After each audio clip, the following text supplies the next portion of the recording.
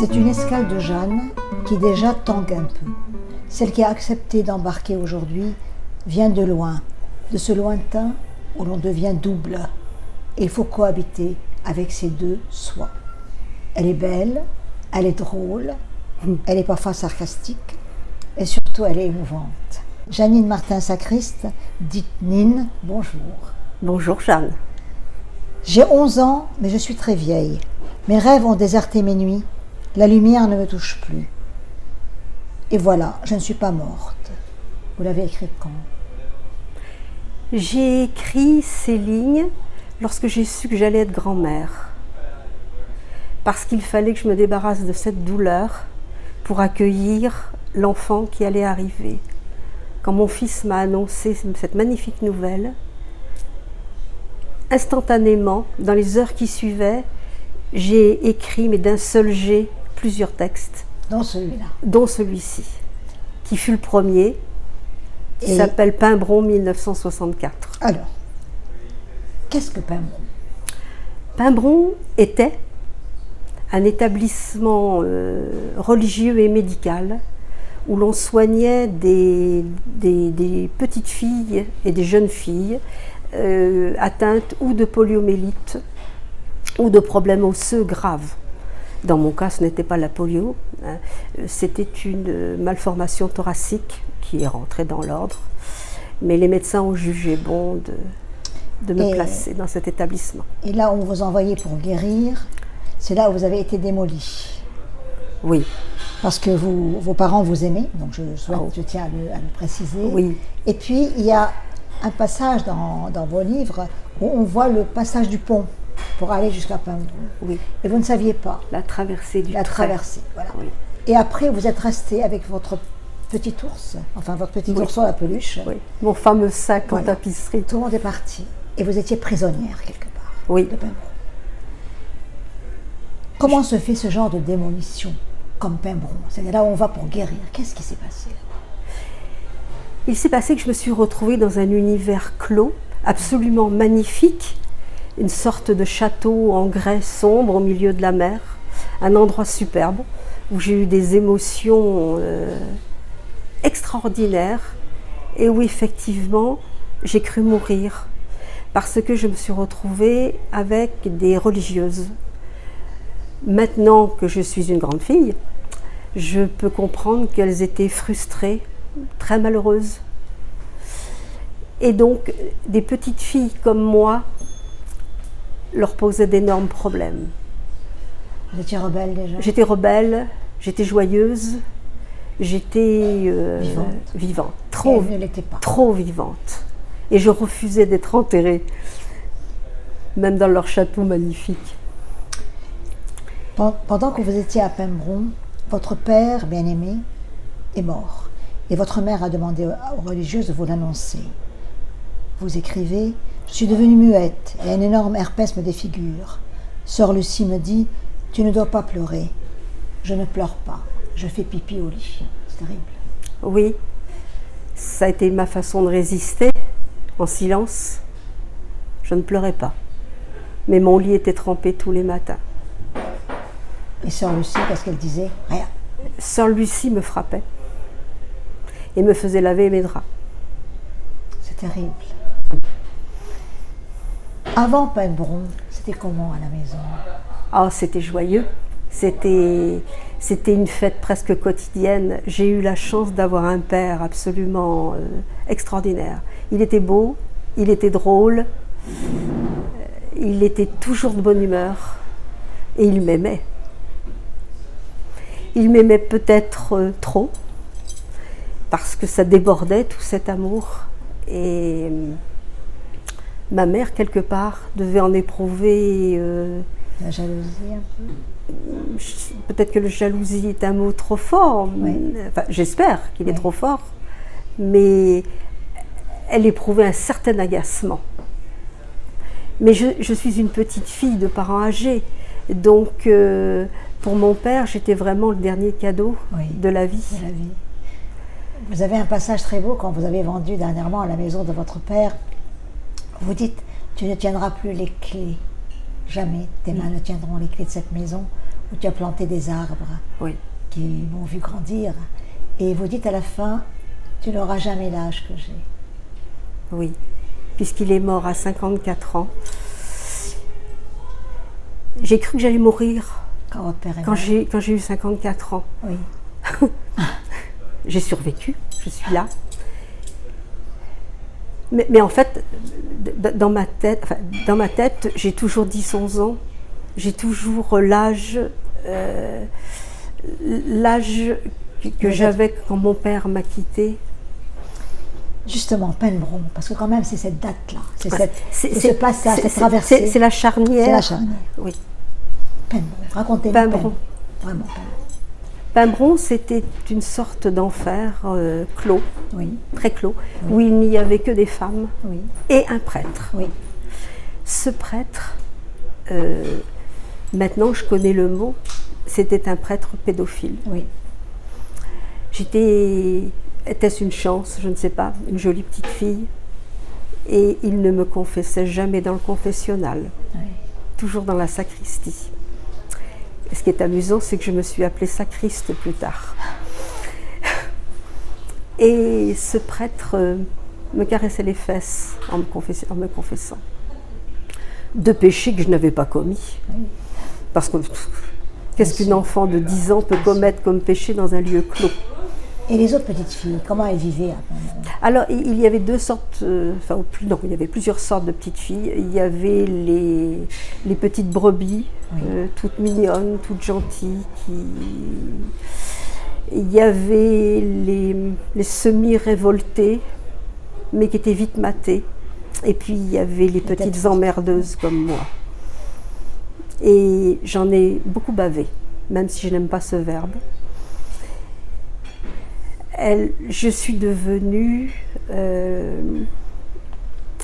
la petite fille qu'il fallait absolument écraser.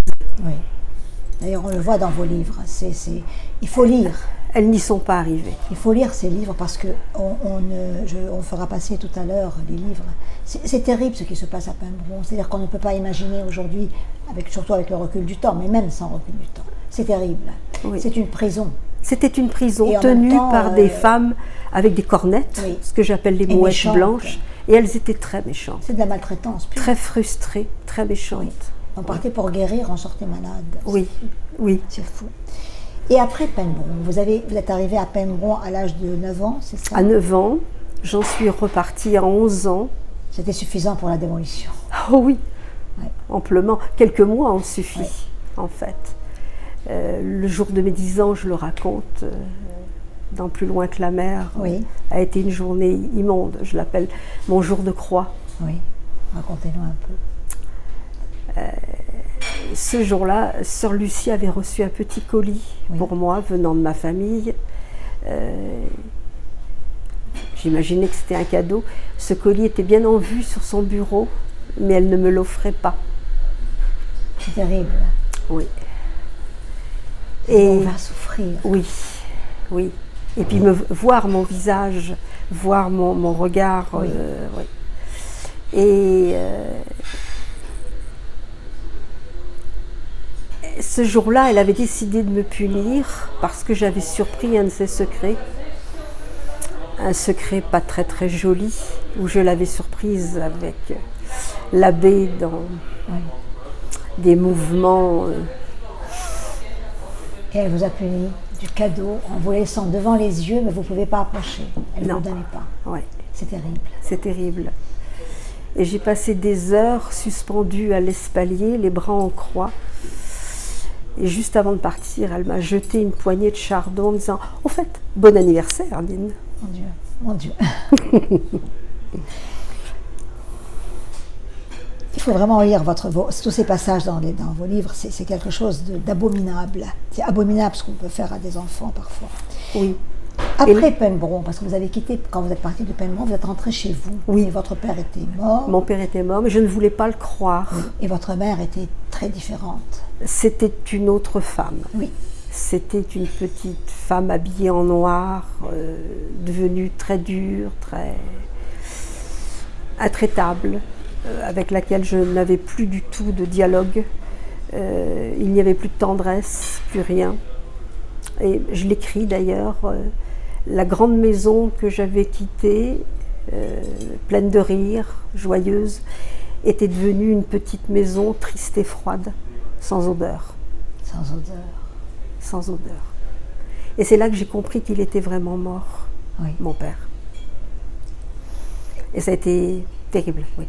Et c'est une autre. On rentre chez soi et on trouve qu'il y a tellement de changements.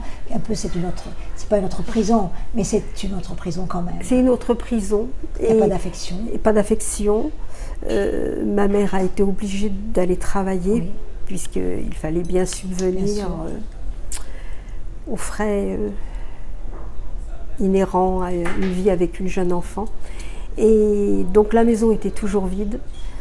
Et le chien que j'avais laissé en partant est mort peu de temps après mon père. Et elle me l'a annoncé, comme ça froidement, elle m'a dit. Et même ton chien est mort. 3 ans, 9 ans, 11 ans, 3 ans ont suffi à enterrer une enfance heureuse, une petite fille, et en même temps à tout enlever. Le père est mort, le chien est mort, la mère a changé, il n'y a plus d'odeur dans la maison. C'est terrible. C'est terrible. C'est terrible et irréversible. Oui, parce que je ne sais pas comment m'agripper, comment attraper. Vous avez perdu pied? Non. Justement, non, j'ai pas perdu pied. Et comment on s'en sort justement quand on est une petite fille de 12 ans et que tout a basculé? Eh bien, on devient extrêmement joyeuse et perturbante pour les autres, qui évidemment ne comprennent pas ce qui se passe, qui pensent certainement que je suis une petite fille diabolique. Oui. Donc je fais très peur. Et vous n'aviez personne dans la famille qui pouvait vous... Ma grande sœur, 17 ans plus âgée que moi, mariée. dont vous vous êtes occupée dernièrement énormément. Dont je suis sa tutrice. C'est à mon tour de m'occuper d'elle. Mais je m'en occupe mieux qu'elle ne s'est occupée de moi.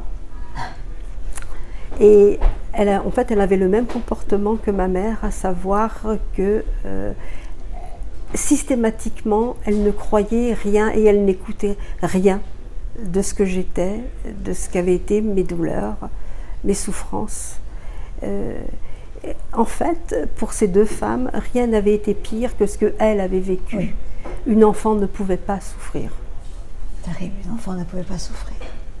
Vous écrivez « J'ai volé des bonbons et un ballon dans le bureau de la mère supérieure. » Léa Pimbron. J'ai mangé les bonbons et caché le ballon dans le sable du petit cimetière pour que les enfants jouent et pleurent avec moi. Rouge est la blessure, rouge est le ballon. Et puis vous avez commencé à écrire un livre. L'écriture, est-ce qu'il est plus facile de confier à un livre qui va être lu par des milliers de personnes une pleine peine d'enfant, et plus encore, des choses assez terribles quand même, que d'en parler? Eh bien oui. C'est plus facile, parce que j'ai essayé d'en parler, bien entendu, à des personnes très différentes. Tout ce que je disais était reçu de manière tellement déplaisante, à mon sens, pour moi, tellement déplaisante, tellement différente, que je n'étais jamais satisfaite, ou c'était Vous étiez renvoyée à chaque fois? Oui. Parce que, en fait, les gens ne supportent pas la douleur des autres. Oui. Bon, ils sont même si elle est passée. Comme si on leur demandait de vous cautériser rapidement, alors qu'on ne demande rien. On veut juste échanger. Et donc, j'ai cessé d'en parler. Je suis devenue une jeune femme battante, joyeuse, normale. Oui. Comme tout le monde voulait. Comme tout le monde voulait que je sois. Oui. Alors justement, j'arrive à l'amour, parce que vous avez quand même, et vous êtes toujours, une femme amoureuse. Pour vous, l'amour est quelque chose qui est une conquête de tous les jours. Ce n'est pas quelque chose d'impossible quand on a vécu ce que vous avez vécu. Donc quand on est amoureux, on est un peu quelque part insouciant. Alors quand vous êtes amoureuse, où vous mettez Nine pendant ce temps? Qui garde Nine? Moi. Vous la gardez où? Je la garde, elle est là. Elle est là, elle est à l'intérieur de moi, elle ne me quitte jamais. Et comment vous cohabitez avec Nine à ce moment-là? Ben, très très bien, on s'entend très très bien toutes les deux. Oui. On se fait du bien toutes les deux. Elle vous laisse tranquille pour vivre votre histoire amoureuse? Oui. Oui, oui, elle comprend.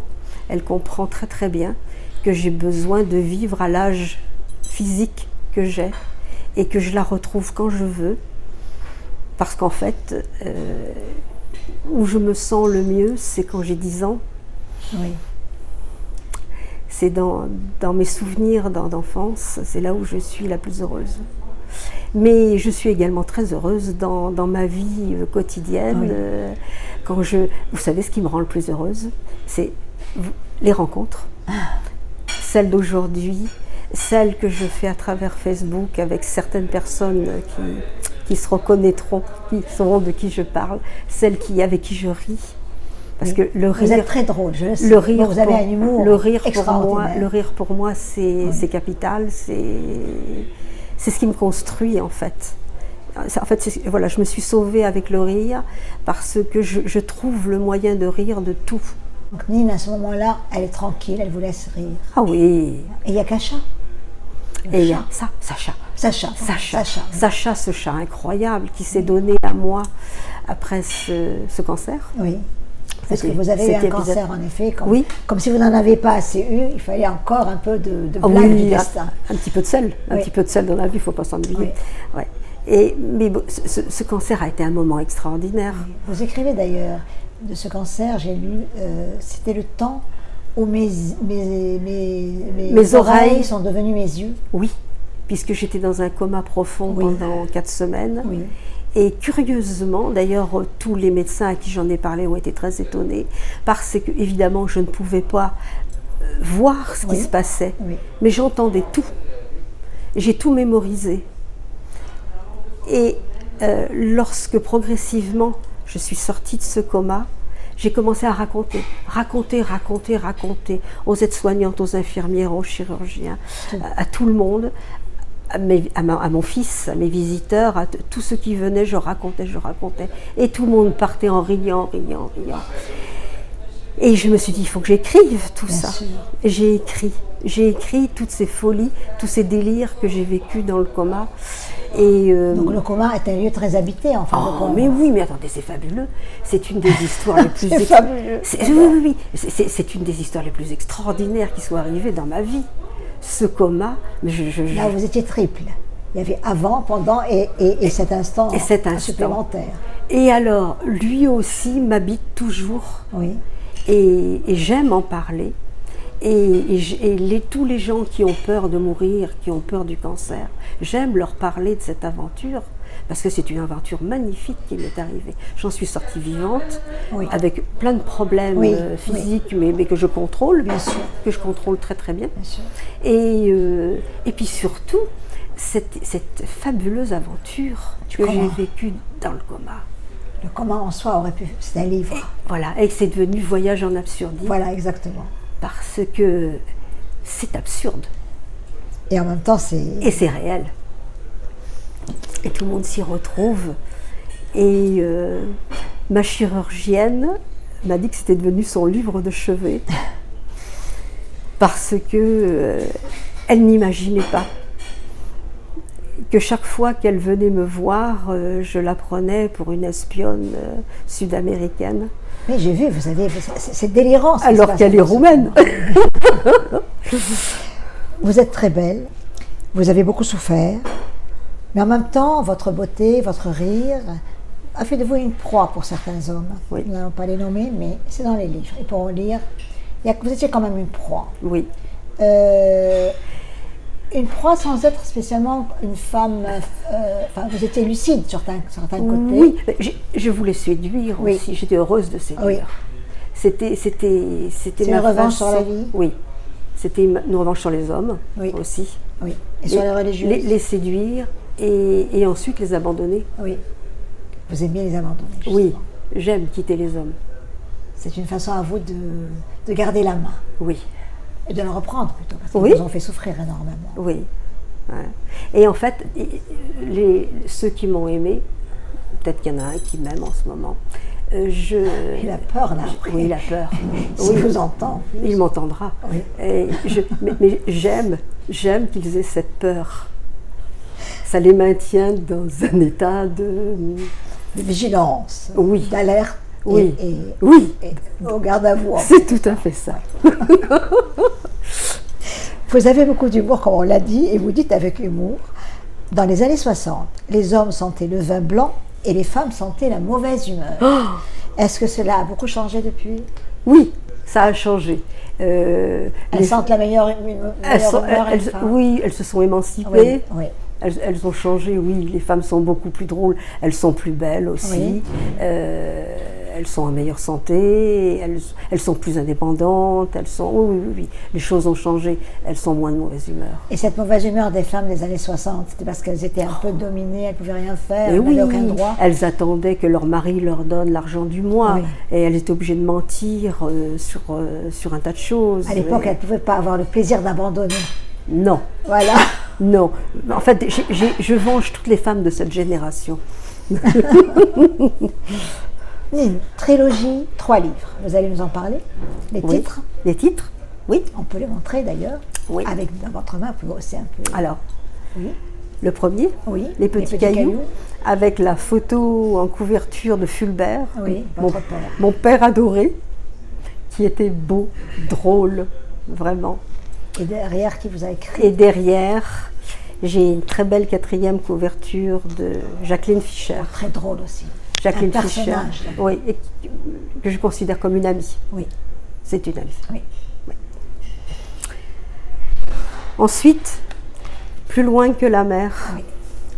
Ça, c'est un très beau livre. Plus loin que la mer, c'est le premier que j'ai écrit. Oui. Ce sont des textes forts, douloureux et vrais, terriblement vrais. Et cette couverture de Plus loin que la mer, qui l'a faite? Catherine Geoffrey, qui est une artiste absolument incroyable, qui réalise des collages superbes, dont on peut voir certains exemplaires d'ailleurs sur Facebook. Catherine Geoffrey. Elle est magnifique. Et j'ai une magnifique 4e de couverture de Denis Tellier, oui. Qui est un homme admirable, qui écrit merveilleusement bien, que je ne connais pas, oui. Mais ça n'a pas d'importance. C'est très beau ce qu'il a écrit en effet. C'est très très beau. Et la 3e. Et alors, notre voyage en Absurdie. Oui, c'est le fameux coma. Fameux coma, avec une magnifique toile de ma belle-fille, très belle, oui. Silk, oui. Qui est également la créatrice de cette femme oiseau. Oui, vous montrez la femme oiseau. Oui. Et la 4e de couverture est de notre ami Alain Nouvel, avec qui j'ai une très jolie relation épistolaire. Oui, c'est un monsieur que j'apprécie beaucoup. Je pense que nous sommes certainement très différents, mais pas au niveau du cœur et de l'enfance. Ouais. En tout cas, c'est une très belle trilogie.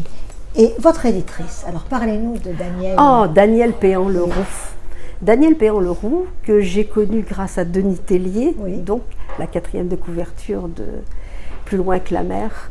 Danielle Péan-Leroux, qui est une artiste plasticienne absolument extraordinaire. Elle a une inventivité, une créativité fabuleuse. C'est une femme dont je ne dirai pas l'âge parce qu'elle est sans âge. Oui. C'est une très belle femme. Les éditions La Méduse? Les éditions L'œil de la Méduse, à Vannes, en Bretagne. Oui. Elle organise ses propres expositions dans des endroits improbables, comme des chapelles, des châteaux, Est-ce qu'elle a corrigé vos textes ou ce sont des confidences? Non, il y a certains textes qu'elle m'a dit qu'il n'était pas utile de les mettre, ou peut-être qu'il ferait l'objet d'un autre volume. Oui, oui. C'est elle qui a choisi de faire une trilogie plutôt qu'un seul livre, pour donner plus de cohérence à l'ensemble. C'est votre vie c'est ma vie en 3 tranches, voilà. Et Danielle Péan-Leroux, non, n'a changé aucun mot, aucun de mes textes. Elle les a pris tels qu'ils étaient. C'est magnifique. vous êtes jolie, je l'ai déjà dit, drôle, et certains disent parfois, mais ils ne disent pas vraiment, avec un point d'interrogation, endurcie, ce que je ne crois pas. Vous n'êtes pas endurcie. Non. Vous vous amusez dans la vie. Oui. Vous avez beaucoup d'humour, mais vous n'êtes pas endurcie, vous êtes très fragile. Et plus nous lisons, et plus nous vous lisons, et plus nous lisons l'infinie fragilité, qui est votre force aussi. Tout. Alors, je reviens encore C'est un sur paradoxe, ça. oui. Mais bon. Que vous a-t-on fait, Nine? On vous a tout fait presque. Tout. On m'a violée. On a essayé de me détruire psychologiquement. On a essayé de me rabaisser professionnellement. Je pense qu'on a tout tenté. Et même le cancer a essayé de me tuer. Même un accident de la route a essayé de me tuer. Je pense que je suis immortelle.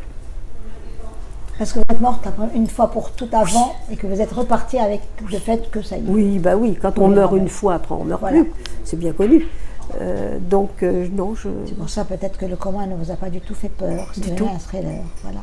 Du tout. Et aujourd'hui, dans cette cohabitation à deux, entre Janine et Nine, qui prend le dessus souvent? Nine, toujours. Nine toujours. C'est toujours elle la gagnante. C'est toujours elle la gagnante. C'est toujours elle C'est la la gagnante. guerrière et la gagnante. Oui. Elle est la première, la guerrière et la gagnante. C'est tout à fait ça. Pardon de repasser sur des mots qui sont douloureux pour vous, mais j'ai l'habitude souvent de donner un mot pour me donner une image. Oui. Alors on va faire un jeu rapide. Mère, Glace. père, Amour. pimbron, L'horreur. religieuse, Salope. cancer, Découverte inouïe. Nine, C'est moi. Janine. C'est l'autre. Durant cette escale de Jeanne, donc, j'ai devant moi une jeune femme magnifique avec ses deux prénoms, un entier Janine, l'autre plus doux comme un raccourci affectueux, peut-être le plus dur, le plus difficile, le plus fort en quelque sorte, Nine. Les deux sont de cette escale. Et il est d'usage dans notre escale de Jeanne, parfois l'invité peut chanter, peut dire un vers de poésie, enfin, il fait ce qu'il veut. Quel a été votre, est-ce que vous avez quelque chose qui vous a aidé à résister? Est-ce que Nine avait comme une sorte de refrain qui l'a aidé à résister à tout ça? Alors, Nine, la petite Nine à Pimbron, non, elle n'avait pas de refrain. Elle n'aimait pas les cantiques d'ailleurs. Non, elle n'avait pas de refrain. Elle avait juste les paysages autour d'elle qui la rassuraient. Mais par contre, vers 13-14 ans, elle a rencontré Barbara. Ça peut paraître certainement banal, mais les textes de Barbara lui ont infiniment parlé. Et notamment cette chanson où Barbara chante « Ma plus belle histoire d'amour, c'est vous ». Et celle-ci, eh bien, elle l'a accompagnée, cette chanson, et elle l'accompagne toujours. Pourquoi? Ça doit faire partie de mon jeu de séduction. Mais j'en joue aussi auprès de mon fils. Et quand vous quittez quelqu'un, vous lui dites « Ma plus belle histoire d'amour, c'est vous ». Oui, et puis il y croit, bien sûr. Vous pouvez nous refredonner un peu votre chanson de résistance? Vous savez que pendant ce coma, j'ai perdu les paroles de tout ce que je savais par cœur. Simplement, Notamment, ma plus belle histoire d'amour. Ma plus belle histoire d'amour, c'est vous. Écoutez, on va Jeanne. juste la recevoir d'une façon magnifique. C'est fantastique ce que l'on peut supporter. C'est Guillaume Apollinaire qui disait ça. Et quand je vous vois, parce que je vous ai lu, je vous connais quand même un peu, je me dis, c'est incroyable, cette femme devant moi, lisse, belle, lisse en apparence bien sûr, belle, pas en apparence aussi, elle est belle en réalité. Qu'est-ce qu'elle a supporté? C'est fou. Et vous vous dites parfois, qu'est-ce que j'ai pu supporter? Oui, si je fais parfois des bilans quand je ne dors pas bien, et je suis moi-même étonnée, et je me dis que avant de d'être vraiment très très vieille. J'aimerais bien en faire profiter d'autres qui sont plus faibles, qui ont moins de chance que moi, qui s'en sont pas si bien sortis. Et votre témoignage, en réalité, vous racontez aussi peut-être pour que les autres se rendent compte. Oui, parce que en fait, je suis agacée parfois par certaines niaiseries que je lis à droite et à gauche, certaines plaintes. Oui. Je me dis, mon Dieu, mais ces pauvres, c'est souvent des femmes, parfois des hommes, mais c'est souvent des femmes. C'est agaçant. Oui. Par rapport à ce que vous avez vécu. Oui, je me dis, mais quel manque de dignité, quel manque de... Elle m'agace. Je crois que chacun a je dirais son seuil de dévasté, en quelque sorte. Mais vous avez en permanence bougé le seuil. Plus vous étiez dévasté, plus vous avez bougé le seuil, je dirais, de résistance, de l'usure, en quelque sorte. Vous ne vous êtes jamais laissé abattre. Non. Et c'est pas facile. Non. Plus dure était la blessure, plus je me relevais rapidement. Nine, parce que j'aime bien vous appeler comme ça, qu'est-ce que j'ai oublié ou j'ai pas su vous poser comme question, ou qu'est-ce que vous auriez aimé nous dire en plus, parce qu'on arrive à la fin, hélas, le temps...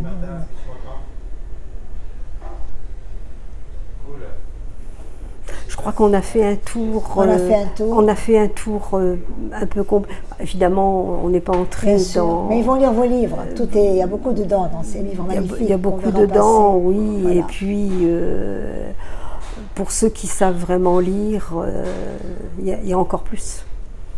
En tout cas, je vous remercie infiniment d'avoir accepté mon invitation, d'avoir pris un train quand même et d'être venu de loin. Oui. Et ensuite, de nous avoir.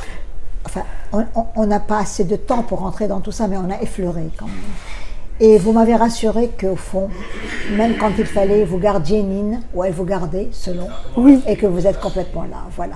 Merci beaucoup, beaucoup, beaucoup. C'était Escale de Jeanne, donc, du 24 février 2022, avec Janine Martin-Sacriste, Nine, infiniment remerciée. Et nous finirons comme à l'habitude avec la musique du générique. Alors, un grand merci, vraiment. Merci, merci. Merci Jeanne, ça a été un moment fabuleux. J'aime beaucoup votre façon appliquée. Vous êtes assise, appliquée, vous ne bougez pas. Et c'est un volcan dedans. Oui, je suis un volcan calme. C'est bien. En tout cas, merci beaucoup. Merci pour cet humour que vous gardez.